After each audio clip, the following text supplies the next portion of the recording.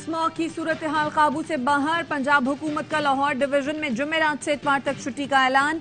ननकाना, वजीराबाद और गुजरावाला में भी तातील होगी। तालीमी इदारे, दफातर, रेस्टोरेंट्स और बाजार बंद रहेंगे। जुम्मे से इतवार पार्क्स भी नहीं खुलेंगे। निगरान वजीर आला कहते हैं लाहौर आलूदा तरीन शहर बन गया है। सांस और आंखों के मसाइल का सामना है। शहरी घरों में रहें, लाहौर को सांस लेने दें। हुकूमत ये इक़दामात हेल्थ इमरजेंसी के तहत कर रही है। इलेक्शन की तारीख आने के बाद पहले इत्तेहाद का ऐलान। मुस्लिम लीग नून और MKM पाकिस्तान का मिलकर इलेक्शन लड़ने का ऐलान। ख्वाजा सादर पीक बोले मुल्क के वसी तर मफाद में दीगर सियासी जमातों से भी बात होगी। अयाज सादिक ने कहा नवाज शरीफ को अगला वज़ीर-ए-आज़म देख रहे हैं, अभी किसी के सामने कोई शराइत नहीं रख रहे। दीगर सियासी जमातों से इत्तेहाद इंतखाबात के बाद बनेगा। फारूक सत्तार कहते हैं इंतखाबात के लिए मुश्तरका हिकमत अमली तैयार की जाएगी। मुस्तफा कमाल ने कहा मजबूत क़यादत मुल्क को बहरानों से निकालेगी।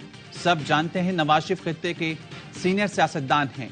जो तजुर्बा नवाज शरीफ का है वो किसी का नहीं है। MKM और नवाज शरीफ की मुलाकात के ऐलामे के मुताबिक दोनों जमातों ने 6 रुकनी कमेटी कायम करने का फैसला किया। कमेटी सिंध के शहरी इलाकों के मसाइल के हल के लिए जामे चार्टर तैयार करेगी। हतमी तजावीज़ 10 दिन में क़यादत को पेश की जाएंगी। कहता हूँ बिस्मिल्लाह, मुकाबला होगा तभी अच्छे नताइज सामने आएंगे। साबिक सदर आसिफ जरदारी का घोटकी में खिताब। कहा साबिक हुक्मरान को इसलिए नहीं हटाया था कि हमें पावर चाहिए, हमें आवाम के हुकूक चाहिए। इस सदी में मार्शल लॉ लगाना आसान नहीं। पाकिस्तान सिंध ने बनाया, बचाना भी हमको है। आवाम हमारे साथ खड़े हों, बाकी उनके सामने मैं खड़ा हूँ। चाहते हैं अफगान भाई अपने वतन वापस जाएं, लेकिन वहां क्या बचा है जो ये लोग जाएं। घोटकी से GDA के रहनुमा सरदार अली गौहर महर PP में शामिल हो गए।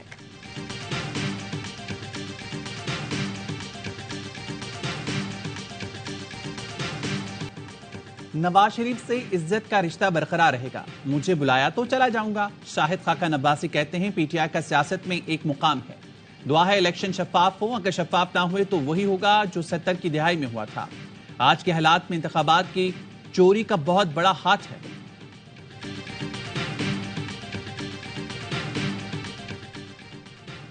शहीद लेफ्टिनेंट कर्नल मोहम्मद हसन हैदर की नमाज जनाजा अदा कर दी गई।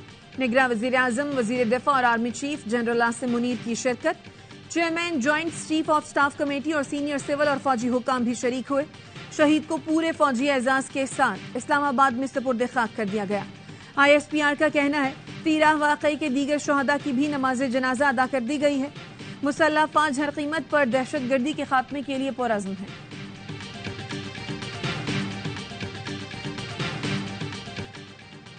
इसराइली बमबारी, गजा का सहाफी खानदान के 42 अफराद समेत शहीद। सहूनी फौज की बमबारी से गजा की आधी इमारतें तबाह, 70% आबादी बेघर हो गई। इसराइली फौज ने अस्पताल को खाली करने की धमकी। गजा के 35 में से 16 अस्पताल पहले ही बंद हैं। सहूनी फोर्सेस ने अल-मगाजी, अल-शाती पनाह गुज़ीन कैंप्स पर बम बरसाए। रफा और खान यूनिस में बमबारी से 30 फलस्तीनी शहीद हो गए। एक माह में शहादतों की तादाद 10,000 से जायद हो गई। इसराइल ने गजा पर 30,000 टन बारूद बरसाया। हर घंटे 6 बच्चे और 5 खवातीन शहीद हो रही हैं। इसराइली फौज को गजा में सख्त मज़ाहमत का सामना। हमास की अल-क़स्साम ब्रिगेड ने इसराइली फौज के खिलाफ सख्त मज़ाहमत की वीडियो जारी कर दी। हमास ने टैंकों और बख्तरबंद गाड़ियों को तबाह कर दिया। तर्जुमान अबू उबैदा का कहना है तुम ये सोचकर बेवकूफ न बनो कि खौफनाक कत्लेआम करके हमें कमजोर कर दोगे। हमारा दर्द तुम्हारे चेहरे पर फट जाएगा। गजा में बच्चों के कत्ल का तस्करा करते हुए फलस्तीनी वज़ीर-ए-आज़म रो पड़े। काबीना इजलास से खिताब में फलस्तीनी वज़ीर-ए-आज़म का कहना था गजा में बच्चे अपने जिस्मों पर नाम लिख रहे हैं ताकि उनकी लाशों को शनाख्त किया जा सके। अक़वाम मुत्तहिदा के सेक्रेटरी जनरल एंटोनियो गुतेरेस कहते हैं गजा बच्चों का कब्रिस्तान बन रहा है। हर रोज सैकड़ों बच्चे और बच्चियां मारे जा रहे हैं। 4 हफ्तों में इतने सहाफ़ी मारे गए जितने 3 दिहाइयों के किसी तनाज़े में भी नहीं मरे। इतनी तादाद में अक़वाम मुत्तहिदा के इमदादी कारकुन भी किसी और तनाज़े में नहीं मारे गए। सलामती कौंसिल के बंद कमरा इजलास में गजा में फौरी जंगबंदी पर इत्तेफाक। इसराइली मजालिम के शिकार फलस्तीनी भाइयों की मदद में पाकिस्तान पेश 90 टन इमदादी सामान की दूसरी खेप रवाना कर दी गई।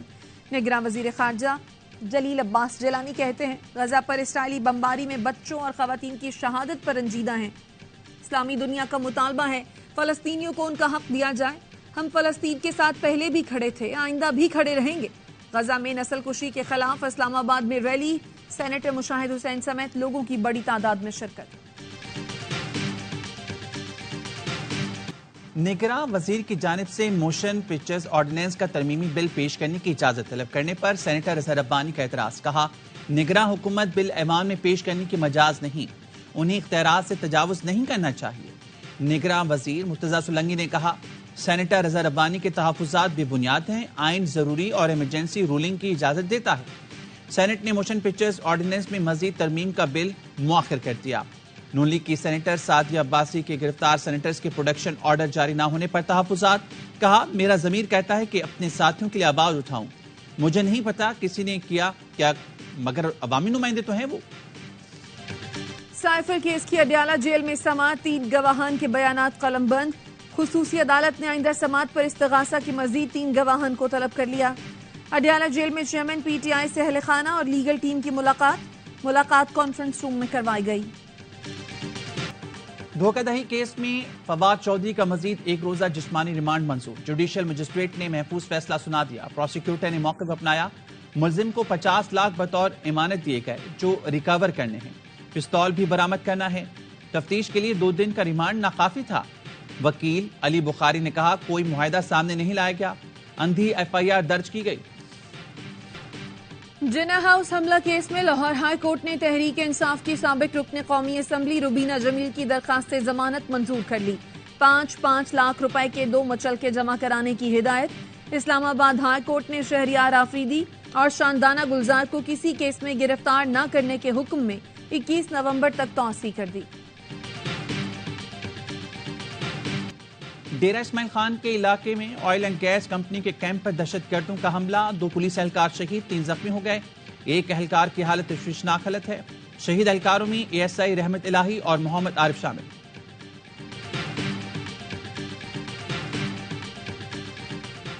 غیر قانونی غیر ملکیوں کی ملک بدری، مزید 9816 غیر قانونی مقیم افغان باشندے اپنے ملک واپس چلے گئے۔ اب تک 1,98,554 غیر قانونی مقیم غیر ملکی واپس جا چکے ہیں۔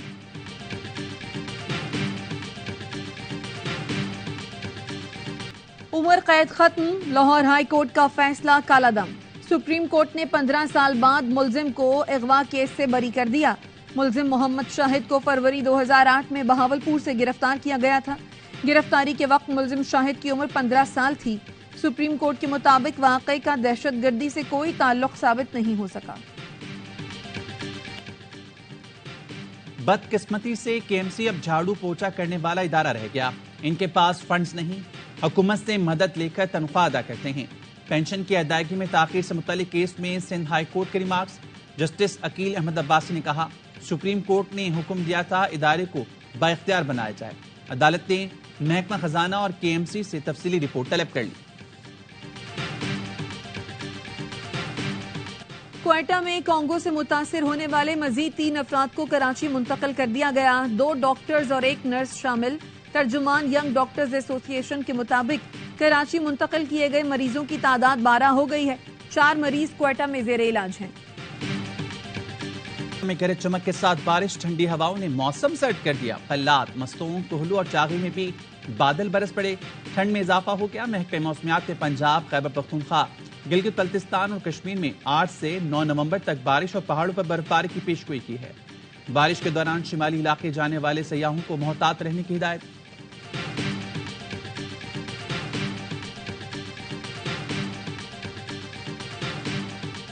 ایس آئی ایف سی کے تحت دبئی میں پاکستان انویسٹمنٹ روڈ شو کا آخری دن۔ روڈ شو کا مقصد اہم شعبوں میں عالمی سرمایہ کاری کو راغب کرنا ہے۔ پہلے روز روڈ شو نے بڑی تعداد میں سرمایہ کاروں کو راغب کیا۔ ایس آئی ایف سی عہدیداران نے عالمی سرمایہ کاروں کے ساتھ وسیع، مثبت اور مصروف دن گزارا۔ پاکستان میں سرمایہ کاری کے مواقع کو اجاگر کیا۔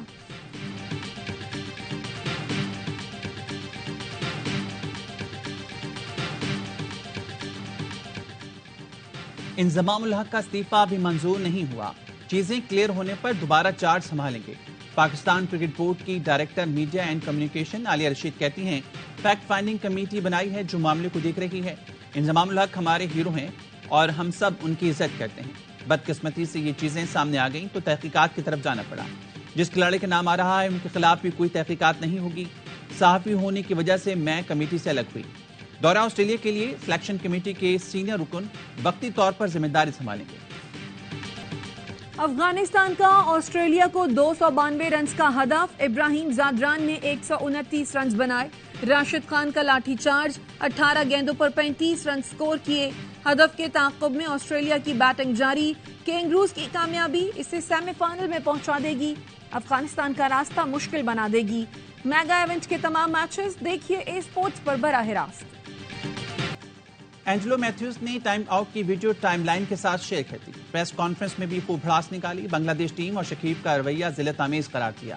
تنقید کے باوجود شکیب الحسن ڈٹ گئے. کہا اگر یہ اسپرٹ آف کرکٹ کے خلاف ہے تو آئی سی سی اپنا قانون بدل دے. جنٹل مین گیم میں گرما گرمی اس قدر بڑھی کہ میچ کے بعد کھلاڑیوں نے مسافر تک نہ کیا.